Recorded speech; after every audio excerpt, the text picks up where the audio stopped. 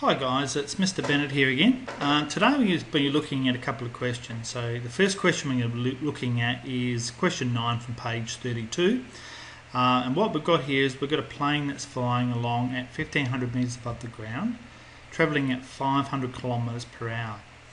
Now, first thing that you must do is always convert things to metres per second. So we're using SI units. Now, the mass of the wheel is in fact 80 kilograms. Alright, so if we start looking at that, to undo that, sorry. So the first thing you must do is you must highlight all of the key information. Alright, so obviously we need to know that.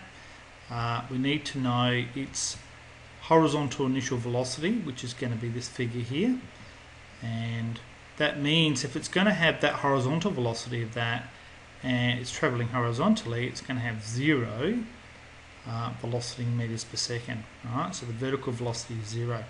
So I find the best thing to do is maybe draw a little schematic picture for this and working out that. So the first thing that we have to do is find out how long it takes for the wheel that falls off to actually hit the ground. So for that we need to use our SV formula. Alright, our SV formula, it's going to be going down 1500 metres, so that has to be negative 1500 metres. Our initial vertical velocity is 0, alright, so that goes in there. That means that this whole term goes out.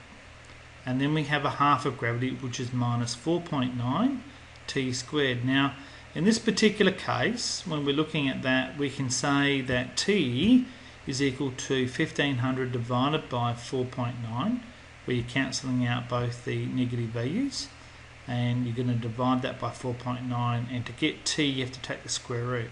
So that works out to be 17.5 metres, or 17.5 seconds. Now, the second part says how far away from where, or how far is it going to travel horizontally in that period of time. So again, if we know the horizontal velocity, which we do know, and that is going to be 138.8 meters per second. We know it's going to take 17.5 seconds to do that. Times that together, you're going to get a value of 2,430.6 meters, which we might just sort of round off to 2.4 kilometers. Alright, so that's the first two parts. The third part of the question is to find the velocity of the wheel on hitting the ground. Now that's going to require us to work out the final vertical velocity. So we know the horizontal velocity is going to be constant at 138.8 meters per second. We know initially our vertical velocity is in fact going to be 0. Alright, but we know it's going to be travelling with an acceleration of 9.8 meters per second for 17.5 seconds. So by the time it hits the ground, its vertical velocity is going to be 171.5 meters per second, and it's going to be negative because it's acting downwards. So to work out the final velocity of the wheel, we need to put in the horizontal velocity and square it.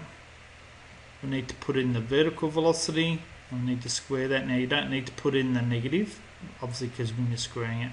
So therefore the final velocity is going to be 220.6 meters per second, and to work out the angle there you need to do tan. So it's going to be inverse tan of opposite side over the adjacent side. So that works out to be, if we come down to the answer, 51 degrees below the horizontal. So the final velocity on impact is 220.6 meters per second at 51 degrees below the horizontal. Fairly typical sort of question.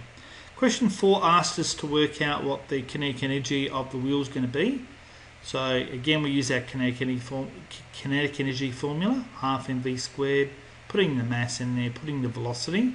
So it's going to have 1.95 by 10 to the 6 joules, or 1.59, that would be million joules. Okay, megajoules if you want to do that. If we work out its initial energy over there. So question 5 says show that the final kinetic energy of the wheel is equal to the sum of the original kinetic energy. So obviously initial energy is going to be just its potential energy. The final energy is going to be its potential energy plus its kinetic energy. So obviously its potential energy at the top is mgh, so it's going to be the mass, which is going to be 80. It's got gravity of 9.8 and it's got the height of 1500 meters. Right?